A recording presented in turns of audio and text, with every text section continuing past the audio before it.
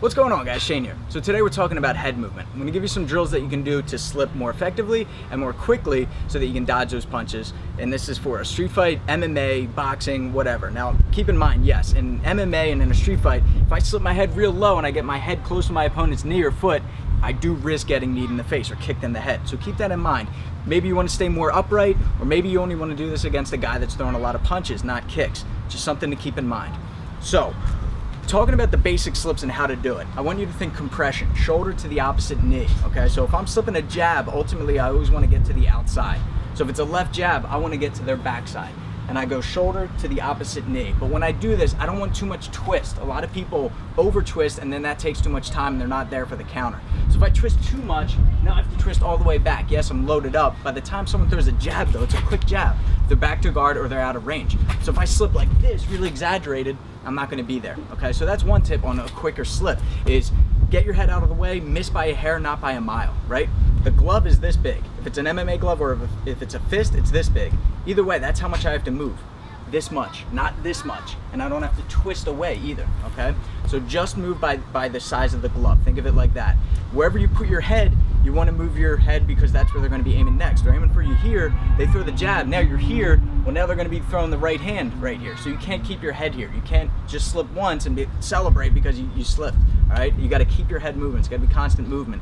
So when you see that Rui Jones movement or the Anderson Silva movement where they're doing this, right? All that is, I'm gonna break it down for you, is I'm slipping the jab, now the cross is coming, so maybe I pull, now another jab is coming, I slip, now it's a right overhand right, and I go under, just constant head movement, okay? So it's slip the jab, now I slip the cross, and maybe I pull, maybe I roll underneath in that U-shaped formation. Now I combine these, it's slip, slip, pull, roll, roll, slip, slip, slip, roll, roll, pull, slip, roll, and you can combine them.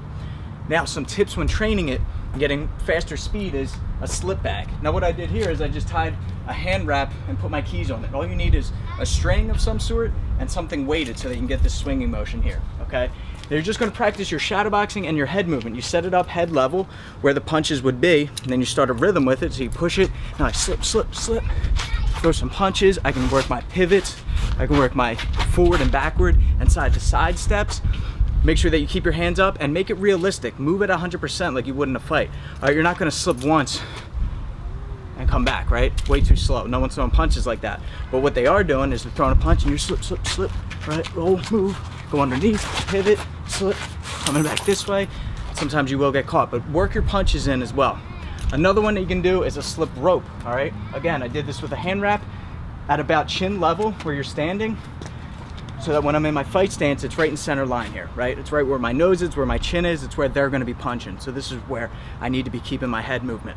When you slip punches, whatever side your hand is on, the rope side, I want that hand up, all right? So when you get in the habit of rolling, I want you to roll like this. I want you to get this opposite hand up. Not blocking your vision, I can still look forward and see my opponent and see the next punch that's coming, but just in case I miscalculated or I thought it was a straight and it was actually a looping hook, I have my hand up to protect. So now I'm gonna move forward, I'm gonna move backwards, and I'm just gonna make sure the opposite hand is up. So I just go here, here, here, here, here, and then backwards, here, here, here, here, here. Or I can pivot to the other side and switch each direction if I wanna keep going forward or I'm gonna keep going backward. And another thing that you can do is work your uppercuts in here too, right? So I'm here, I still block, and then I throw the uppercut. Block, uppercut, block, uppercut. Uppercut, block, uppercut, okay?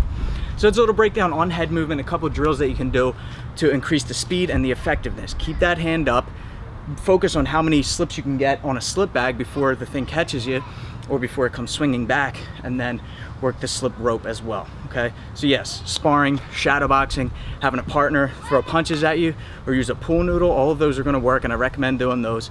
These are great for building up the muscle memory so that you can move quicker, so that you can remember to keep your hands up. But if you want to do it in a real fight situation, you're training for a fight, then have people throwing punches at you in sparring or in drills. All right, that's the best way to build up reaction time.